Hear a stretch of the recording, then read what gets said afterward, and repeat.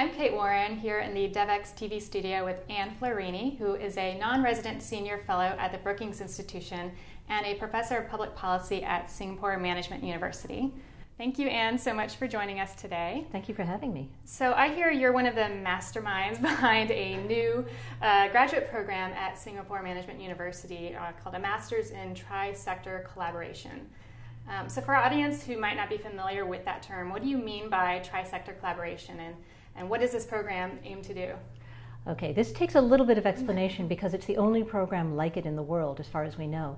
The tri-sector that we're referring to is business, government, civil society. And the reason we put the program together is because there's a tremendous amount of conversation about the need for those three sectors to be working together if the world's going to solve its major problems.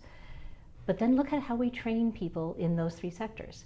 If you're going to go into business, you go get a business degree, an MBA, you are taught how to run a business. If you want to go into public policy in the conventional sense, in terms of government, you go to a public policy school. I went to a public policy school. I don't remember hearing business mentioned. So we train people in completely different ways with completely different mindsets.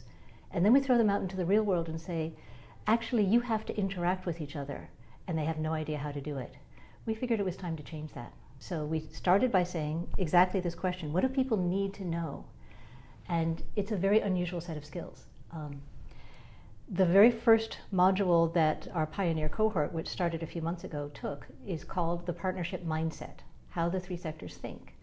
And a very basic skill is simply having an understanding of when a business person talks about almost any problem, they define it, they think of it completely differently than a public policy person would think.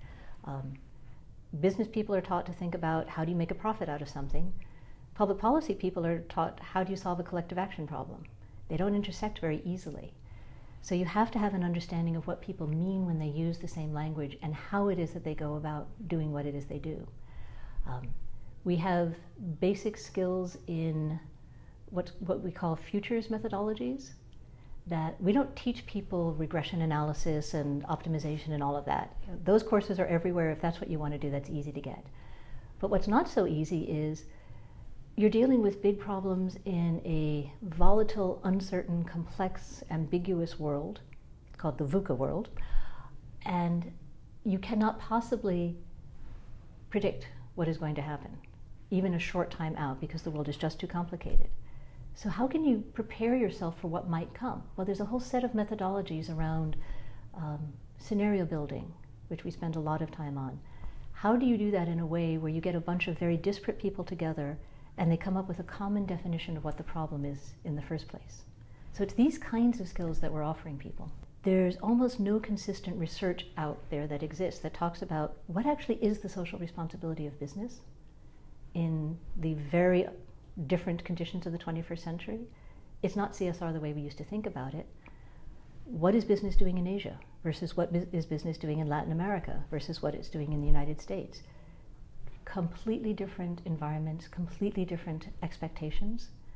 Nobody's put all that together yet. Yeah. But even more, we've already got multi-sector partnerships going on involving the students in the class, because now they know each other. So we have somebody who runs a consulting firm is now working with one of the NGOs, which is also working with one of the corporations, on a project that never would have come about otherwise. I would love to see both MBA programs and public policy programs steal what we're doing. Mm-hmm. I would love to see this become a recognized specialization in both policy schools and business schools. Everyone would have to do it very differently. We set things up the way we set them up because we're operating in Asia. If you were operating in North America or Europe, there would be a different set of things that you would want to consider. But those are not things that are normally taught in either public policy schools or in business schools. So I would hope that people would look at that and say, if we really want to train people to be problem solvers on the scale of the problem solving that we need, let's think a little differently than we've thought in the past.